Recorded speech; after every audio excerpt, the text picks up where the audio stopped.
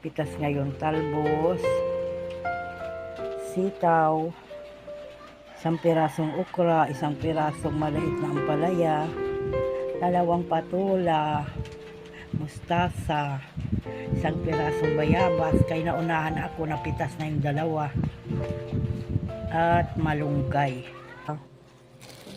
Sili, marami-rami akong napitas na sili.